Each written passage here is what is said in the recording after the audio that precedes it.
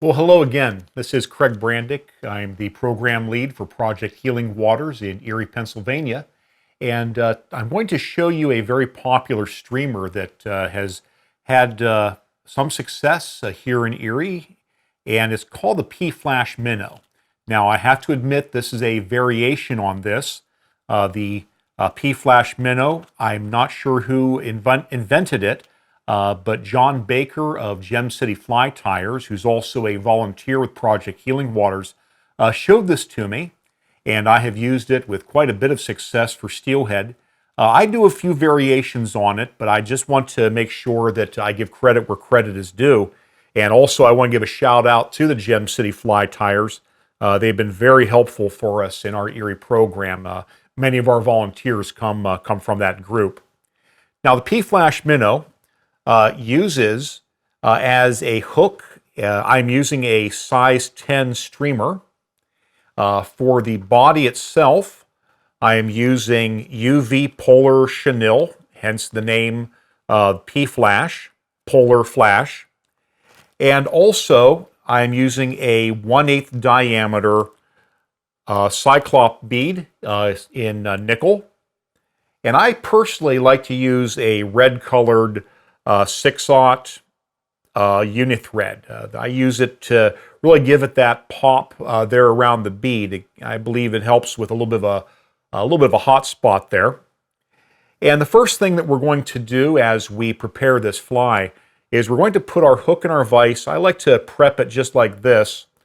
And I have an old pair of scissors that I use, and I use that to mash the barb down on the hook.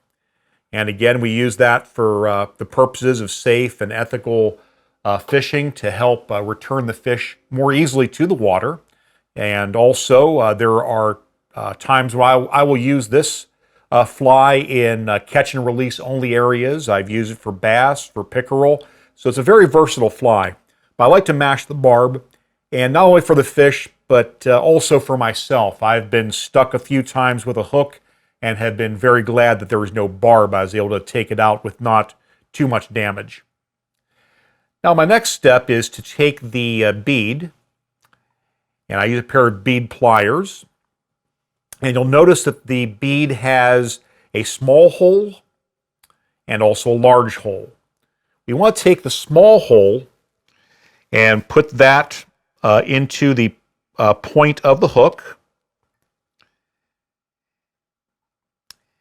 And once that's on, you can go ahead, remove it from the vise.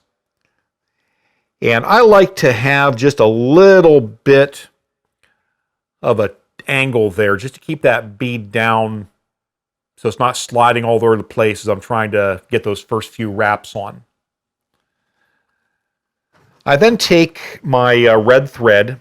I start right behind the bead, and I like to get a good base down. I like to go lay on lay and just wrap a foundation. You'll remember for just about any fly you tie, you want to have a good foundation down. It helps to keep the material from sliding all over the shank of the hook. My bead's doing a little dance there for us.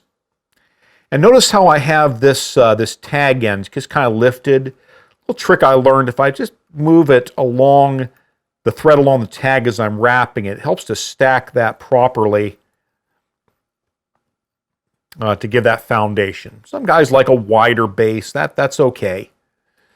You'll tie and you'll find things that work for you, and that's all right.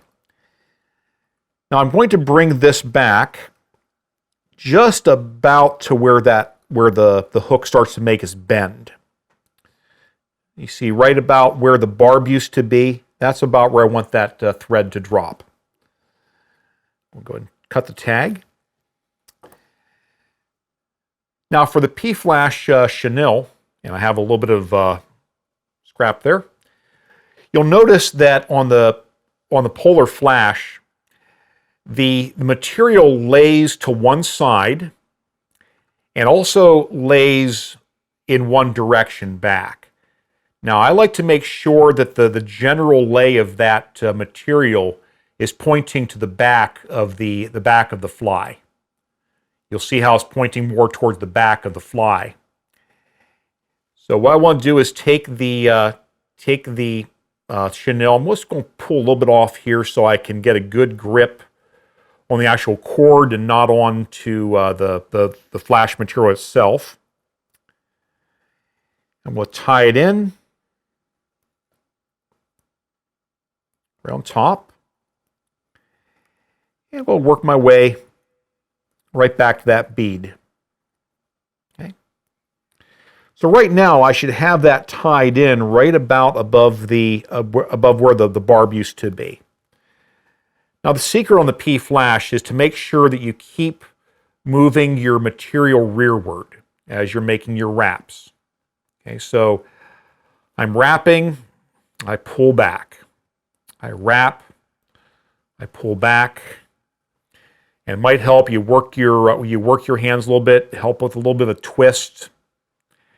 It's going to look really shaggy as you get started, but the more that you wrap forward, you'll put lay by lay. That is, you're going to put down one wrap, then a wrap next to it, then a wrap right next to it. That's what I mean by lay by lay. The more you do that, as you work your way forward, the fly is going to form up that nice sleek body. I often thought it looked like an old 1970s or late 60s aluminum Christmas tree. But the steelhead don't seem to matter, or they don't seem to mind. Just keep working it back. Be careful of your thumb, because remember there is a point in that hook.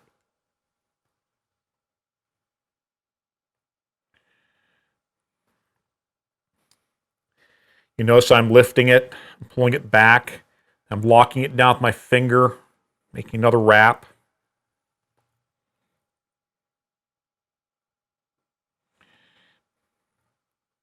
And you can see it's really starting to get that shape to it. Work it back.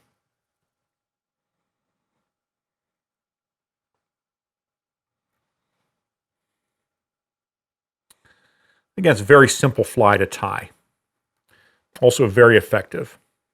Now, the original P-flash also has a bit of a marabou tail. John reminded me of that when I showed him what I had tied. And I found that, for my part, the steelhead don't seem to mind.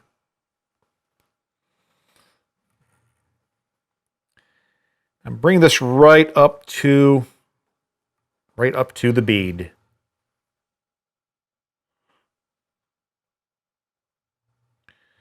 You can see right now it's got a nice sleeked back body to it.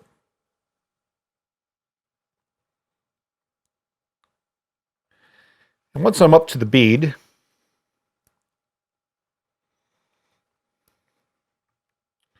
I'm going to go ahead and take my thread. I'm going to do a wrap behind. 1, 2, 3 wraps behind the bead. I'll take my thumbnail and give myself a little bit of room there. I'm going to peel back the material, and we'll start to wrap.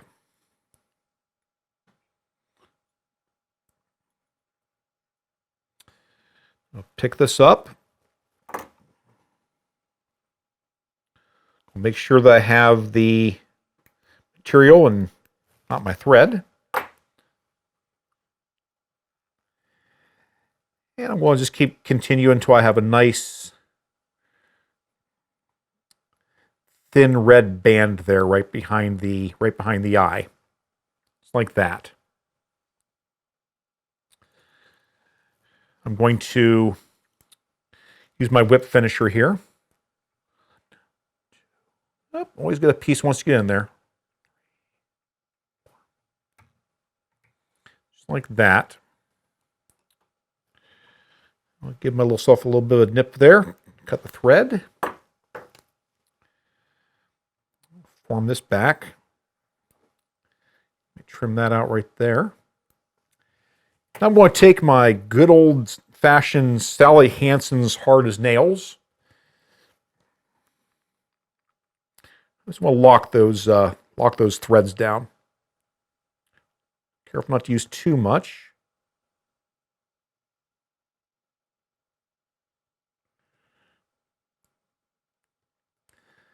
Lay some on, take it off. And I like to take a piece of, where'd it go? Take a piece of hackle or something and run through the eye, just to make sure I've cleaned out the head material.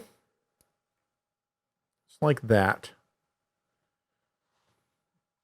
There's nothing worse than trying to tie a fly on when you have a clogged up eye. And there you go. There's your minnow. And again, this is a fly that works very well for steelhead. You can use this color. There's also a gold-colored flash that's very popular for bass and other fish. And go ahead and give this a tie and give it a try. And good luck.